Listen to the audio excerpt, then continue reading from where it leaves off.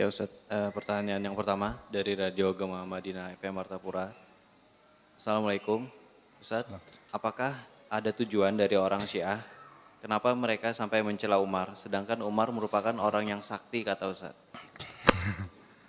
Mereka mencela Umar dan seluruh para sahabat mereka cela.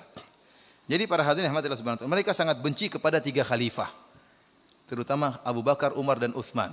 Terutama Abu Bakar dan Umar. Abu Bakar dan Umar dikatakan tagut. Keduanya dikatakan apa? Tagut. Umar dikatakan syaitan. Umar dikatakan apa? Syaitan. Kenapa mereka harus mengkafirkan 3 khalifah ini? Saya katakan bahwasanya agamanya orang Syiah tidak mungkin berdiri kecuali para sahabat kafir. Kalau para sahabat enggak kafir, agama mereka enggak bisa berdiri. Kok bisa demikian? Saya ulangi. Orang Syiah itu agamanya enggak bisa berdiri kecuali para sahabat kafir. Kalau para sahabat enggak kafir, maka agama mereka tidak bisa berdiri. Kita orang Islam sebaliknya, agama kita enggak bisa berdiri kecuali para sahabat mulia. Kok bisa demikian? Karena agama kita dibangun di atas Al-Quran dan hadis. Sementara yang meriwayatkan Al-Quran dan hadis adalah para sahabat. Kalau para sahabat enggak beres, Al-Quran dan hadisnya juga enggak beres. Orang Syiah kebalikan. Agama mereka enggak bisa berdiri kecuali para sahabat kafir. Kok bisa demikian? Karena agama mereka dibangun di atas keyakinan 12 imam. Dan imam pertama adalah Ali bin Abi Thalib menurut keyakinan mereka. Barang siapa yang meyakini ada imam yang sah sebelum Ali bin Abi Thalib, maka membuyarkan agama imam 12. Berarti imamnya bukan 12. Berarti imam pertama Abu Bakar, imam kedua siapa?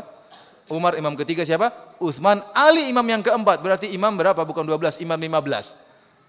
Padahal mereka meyakini imam harus berapa? 12 dan pertama harus Ahlul Bait. Dan ini merupakan rukun Islam yang sangat penting di sisi mereka. Nah, kalau ada orang meyakini ada imam yang sah sebelum Ali, maka akan menghancurkan agama mereka. Karenanya Abu Bakar harus kafir, Umar harus kafir, Utsman juga harus kafir, dan seluruh orang yang percaya mereka sebagai khalifah juga harus kafir. Karena kalau sampai Abu Bakar, Umar dan Utsman tidak kafir, dan kalau sampai kekhilafahan Abu Bakar itu sah, maka buyar agama mereka. Kalau sampai kekhilafahan Umar itu sah, buyar agama mereka. Kalau sampai Utsman itu khilafahnya sah, buyar agama mereka. Paham?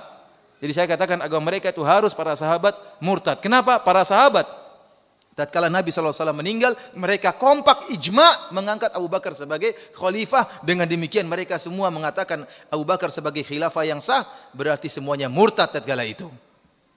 Makanya agama mereka isinya mencaci maki para sahabat. Karena kalau para sahabat enggak kafir, agama mereka buyar. Agama mereka buyar. Maka perkataan tentang mencaci maki Umar bukan cuma Umar saja. Abu Bakar, Umar dan Utsman dan juga sahabat yang lainnya yang setuju dengan kekhilafahan 3 orang ini. Radhiyallahu taala anhum ajmain. Adapun Umar mereka gambarkan dengan ya gambaran-gambaran yang buruk. Bisa sampai jam berapa? Masih lama. Mereka berikan gambaran-gambaran yang buruk.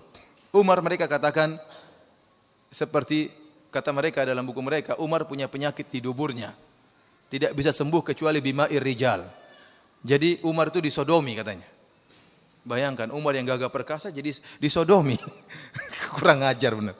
Kurang ajar ya. Umar harusnya jagoan, setan aja takut, ini sekarang jadi bencong. Ya. Ini gimana orang-orang Syiah ini? Kacau. Kacau balau. Namun mereka bingung, ada kenyataan-kenyataan pahit yang tidak bisa mereka tolak. Dan mereka juga bingung. Dan mereka menyatakan kebingungan mereka. Sebagaimana Nikmatullah Al-Jazairi dalam kitabnya Al-Anwar Nu'maniyah bingung dengan suatu kasus yang terjadi. Apa yang dia bingung diantaranya? Kok Ali bin Abi Thalib menikahkan putrinya Ummu Kulsum dengan Umar? Sementara Umar bencong dan setan. Bingung dia. Ini kok bisa begini? Dan tertulis dalam buku-buku mereka, dalam kitab Al-Kafi tertulis masalah ini. Ali bin Abi Thalib menikahkan putrinya dengan Umar. Maka dia pun membuat jalan keluar. Kata dia, ada beberapa jalan keluar. Di antaranya, dia sebutkan 2 atau 3. Yang pertama, kata dia, Ali bin Abi Thalib terpaksa menikahkan putrinya dengan Umar. Kenapa? Umar datang, wahai Ali, kalau kau tidak nikahkan putrimu, mampus kau ya. Ali takut, jangan. Iya, ambil aja katanya. Ini kan Ali kayak penakut besar ini. Padahal kenapa Ali mesti takut sama Umar? Ali pengikutnya lebih banyak, Bani Hashim lebih banyak daripada kerabatnya Umar.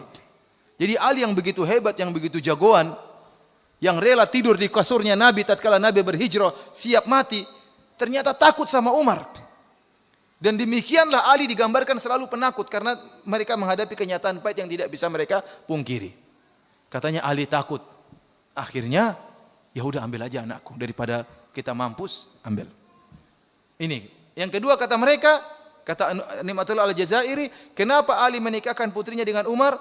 Sebenarnya bukan Ummu Kalsum yang dinikahkan. Tapi waktu Umar maksa ingin menikahi putrinya, Ali bin Abi Thalib segera pergi ke Najran, ketemu dengan seorang dukun dan minta jin perempuan. Jinniyah.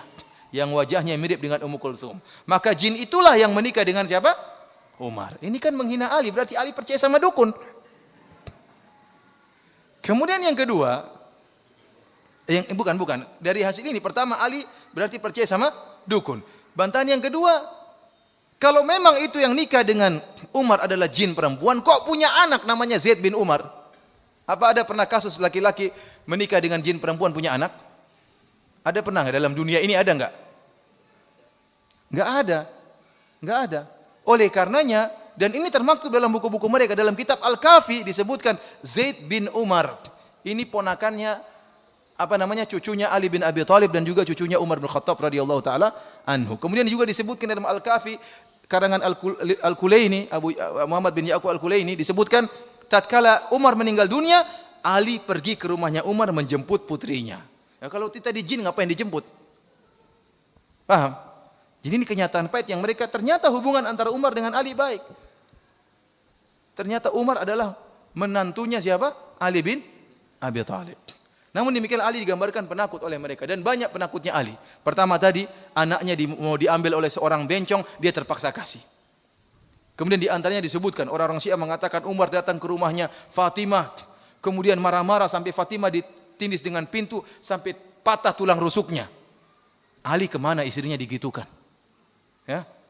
Ali kemana saja istrinya digitukan, dan kemudian dia tidak bela, tidak kemudian rela mati membela istrinya, putri Rasulullah sallallahu alaihi wasallam. Dan ini cerita bohong semuanya.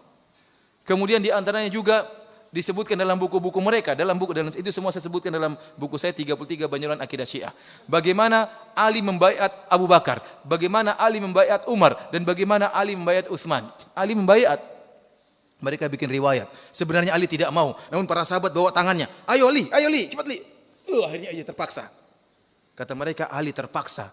Bayat apa? Kenapa tangannya dipaksa? Sebenarnya tidak mau dia, tapi karena dipaksa akhirnya dia gini juga. Ini semua beralih karena penakut. Kemudian juga yang menakjubkan, Ali punya anak-anak dengan nama Abu Bakar, Umar dan Utsman. Ya ikhwan, kalau kita punya anak, masa kita kasih nama Josbus, kita kasih nama Fir'aun? Ya. Tidak mungkin. Kita akan kasih nama dengan nama orang-orang yang soleh. Kalau memang Abu Bakar dan Umar adalah tagut dan syaitan, masa Ali menamakan anak-anak mereka dengan nama tersebut? Kata orang Syiah, itu siasat dari Ali. Karena dia takut. Mana anaknya jadi korban. Oleh karenanya Ali yang pemberani digambarkan penakut oleh orang-orang Syiah. Dan demikianlah saya katakan agama mereka dibangun di atas mengkafirkan para sahabat.